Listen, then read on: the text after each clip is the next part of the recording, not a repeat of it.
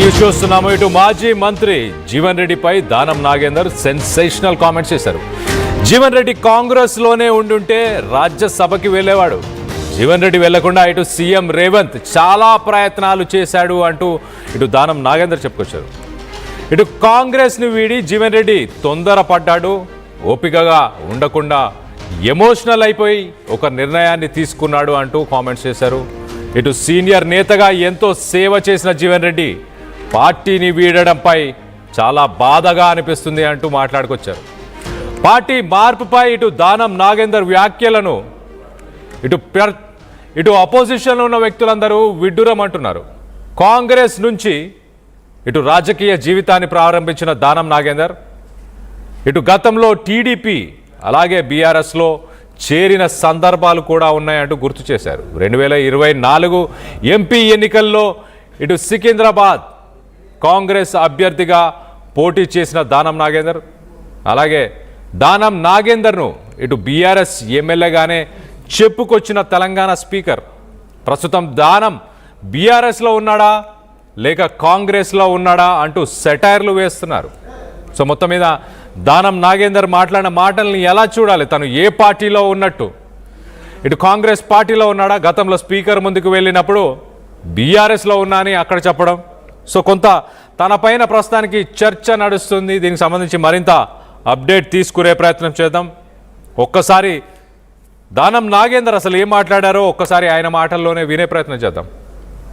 జీవన్ రెడ్డి గారు పార్టీ వదిలిపోవడం బాధనే. చాలా కాలం నుండి సేవలు చేసినటువంటి వ్యక్తి కాబట్టి అది కొంచెం బాధాకరమే. అయినా ముఖ్యమంత్రి గారు ఒక సందర్భంలో మేము కూర్చున్నప్పుడు ఆయన చాలా రకాలుగా ప్రయత్నం చేసి కన్విన్స్ చేయాలని ప్రయత్నం చేసినాడు. ముఖ్యమంత్రి గారు ఒక మాట కూడా చెప్పాడు, మేము చాలా ఇంపార్టెంట్ లీడర్స్ అందరం కూర్చుంటే ముఖ్యమంత్రి గారితో నేను రాజ్యసభ ఇప్పియాలని నెక్స్ట్ దాంట్లో అని నేను ఆలోచించాను. తొందరపడ్డాడు అయినా నేను ట్రై చేశాను. అందరినీ శ్రీధర్ బాబు గారు పంపించాను, పిసిసి ప్రెసిడెంట్ పంపించాను, చాలా మందిని పంపించాను. ఆయన తొందరపాటు చర్య చేస్తున్నాడు. ఇప్పటికైనా ఆపండి అంటే మళ్ళీ కూడా కొంతమంది లీడర్స్ కూడా పోయి మల్లు రవి గారు అలాంటి పెద్ద పెద్ద నాయకులు పోయి కూడా కన్విన్స్ చేశారు. కానీ పొలిటికల్ గా కొన్ని ఎమోషనల్ డిస్టెన్స్ చేసినప్పుడు అది సొసైటికల్ అటెంప్ట్ అయితే తప్ప ఇది కాదు. ఏదైనప్పటికీ ఆయన ఎక్కడున్నా బాగుండాలని కోరుకుంటున్నాను. జీవన్ రెడ్డి గారు పార్టీ వదిలిపోవడం కాంగ్రెస్ పార్టీకి ఆయన ఎంతగానో చేశారు. అలాగే కాంగ్రెస్ పార్టీ కూడా జీవన్ రెడ్డికి ఎంతగానో చేసింది, సేవలు అందించింది. 14 సార్లు బీఫామ్ ఇచ్చింది అంటూ నిన్న పిసిసి చీఫ్ మహేష్ కుమార్ గౌడ్ ఆయన కూడా మాట్లాడుకొచ్చారు. మరి పార్టీ వీడిన తర్వాత ఇప్పుడు ఆయన సీఎం రేవంత్ రెడ్డి గురించి చేసే వ్యాఖ్యలు సరైనవి కాదంటూ ఇటు పిసిసి చీఫ్ మహేష్ కుమార్ గౌడ్ చెప్పుకొచ్చారు. ఇవాళ చూస్తే దానం నాగేందర్ ఇటు రాజ్యసభకి వెళ్ళుండేవాడు, తొందరపడి ఒక డెసిషన్ తీసుకున్నాడు అంటూ ఇటు దానం నాగేందర్ చెప్పుకొచ్చాడు. మొత్తం మీద దీనికి సంబంధించి మరింత అప్డేట్ తీసుకునే ప్రయత్నం చేద్దాం. ఇటు మా ప్రతినిధి శ్రీధర్ ఉన్నారు, శ్రీధర్తో మాట్లాడి తెలుసుకునే ప్రయత్నం చేద్దాం. శ్రీధర్ చెప్పండి, దానం నాగేందర్ అంటే ఇటు తను పార్టీ నుంచి వెళ్లకుండా తనని పార్టీలోనే ఉంచే ప్రయత్నం చేశారు అంటూ చాలా క్లియర్గా చెప్తున్నారు. అయినా కూడా మరి ఎందుకు వెళ్ళారు? రాజ్యసభకు నిజంగానే అవకాశం ఉండేదా జీవన్ రెడ్డికి కాంగ్రెస్ పార్టీలో?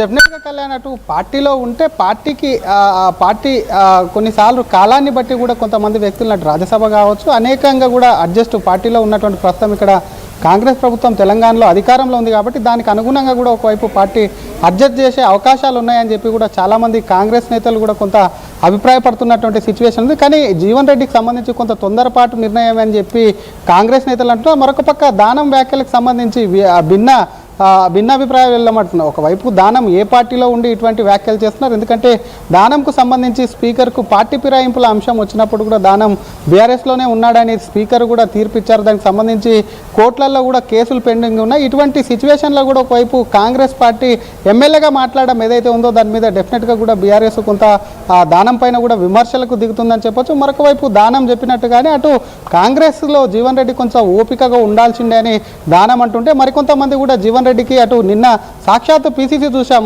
కళ్యాణ్, పిసిసి సాక్షాత్తు కూడా చెప్పాడు అటు ఇప్పటికే 14 సార్లు కూడా జీవన్ రెడ్డికి ఆయనకు సంబంధించి బీఫామ్స్ ఇచ్చాం కాబట్టి వాటికి సంబంధించి ఇంకా అవకాశాలు ఉండేవేమో, ఇంకెన్ని అవకాశాలు ఇస్తారు, ఏజ్ కూడా అయిపోయింది కాబట్టి అటువంటి వ్యక్తి తొందరపాటి నిర్ణయం అటు బీఆర్ఎస్లోకి వెళ్ళడం. మరొక పక్క అటు సీఎం రేవంత్ రెడ్డి పైన కాంగ్రెస్ పైన చేస్తున్నటువంటి ఆరోపణలు ఏవైతే ఉన్నాయో వాటన్నిటిని కొట్టిపాయడమే కాకుండా కాంగ్రెస్ కూడా సిద్ధమవుతుంది. జీవన్ రెడ్డి ఎప్పుడైతే కూడా కాంగ్రెస్ పార్టీకి రాజీనామా చేసి కాంగ్రెస్ పార్టీని చేరతాడన్నాడు. అప్పటికి సంబంధించి కూడా కాంగ్రెస్ ఆయన పార్టీ వీడిన అటు బీఆర్ఎస్లో చేరిన అనంతరం కూడా రిటర్న్గా కౌంటర్ అటాక్ చేసేందుకు సిద్ధంగా ఉంది. ఇప్పటికే అటు జీవన్ రెడ్డిని వెళ్ళి నిన్న కేటీఆర్ కలిశారు. బీఆర్ఎస్లోకి సాధారణంగా ఆహ్వానించడం కాకుండా నేడు కేసీఆర్తో లంచ్కి కూడా వెళ్తున్నారు. ఈ లంచ్కి కూడా అటు జిల్లా అధ్యక్షుడు ఉన్న విద్యాసాగర్ రావు ఎమ్మెల్యే విద్యాసాగర్ రావు కూడా ఆయన లంచ్కి తీసుకెళ్తున్నారు. కేసీఆర్తో కలిసిన అనంతరం కూడా జీవన్ రెడ్డి ఏ తేదీన ఎక్కడ చేరతాడో అది బహిరంగ సభ పెట్టి పార్టీలో చేరతాడా, లేదంటే హైదరాబాద్లో అటు ఎర్రబల్లి ఫామ్ హౌస్లో చేరతారు, లేదంటే హైదరాబాద్ వేదిక బీఆర్ఎస్ భవన్లో చేరతారు, లేదంటే జగిత్యాలకు సంబంధించి అక్కడే బహిరంగ సభ భారీ ఎత్తున పెట్టి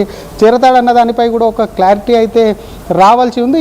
అటు జీవన్ రెడ్డి ఎపిసోడ్ ఎప్పుడైతే పార్టీలో మొదలైందో తన అసంతృప్తికి సంబంధించి మున్సిపల్ ఎన్నికల్లో తన అభ్యర్థులకు టికెట్ ఇవ్వలేదు, అంతకుముందు ఉన్నటువంటి సిచ్యువేషన్ జీవన్ రెడ్డి అక్కడ లోకల్గా ఉన్నటువంటి ఎమ్మెల్యేను బీఆర్ఎస్ ఎమ్మెల్యేను పార్టీలో చేర్చుకోవడం, ఆయన గాంధీ భవన్లో మీటింగ్లకు రివ్యూకి అటెండ్ కావడం, ఇదైతే ఏదైతే ఉందో అప్పటి నుంచి కూడా జీవన్ రెడ్డి పెద్ద ఎత్తున తన అసంతృప్తి వెళ్ళగక్కడం కాకుండా ఏకైనా పార్టీ పైన కానివ్వండి పార్టీకి సంబంధించినటువంటి ముఖ్యమంత్రి పైన కూడా విమర్శలు చేస్తూ వస్తున్నాడు. అప్పటి నుంచి కూడా కొంత కాంగ్రెస్ జాగ్రత్త పడమే కాకుండా ఆయనకు సంబంధించి అందరితో మాట్లాడించేటువంటి ప్రయత్నం చేసింది. అటు పార్టీకి రాజీనామా చేస్తారంటూ పెద్ద ఎత్తున వచ్చినటువంటి వార్తల నేపథ్యంలో సైతం కూడా ఇద్దరు మంత్రులని జీవన్ రెడ్డి ఇంటికి పంపించి కూడా మాట్లాడించేటువంటి ప్రయత్నం చేసినప్పటికీ తను ఒక్కసారి నిర్ణయం తీసుకుంటే ఆ నిర్ణయానికి వెనక్కి పోను అంటూ కూడా మంత్రుల ముందే చెప్పడంతో కూడా కొంత కాంగ్రెస్ పార్టీ సైతం కూడా ఆయన మీద కొంత విస్మయం చెందిందని చెప్పాలి. అటువంటి జీవన్ రెడ్డి ఈ ఏజ్లో అక్కడికి వెళ్ళి ఏం చేస్తారు, అసలు ఆ పార్టీలోకి వెళ్ళిన వాళ్ళు ఇప్పటి వరకు కూడా చాలామంది కూడా ఎక్కడున్నారు, మొదట కూడా ఒక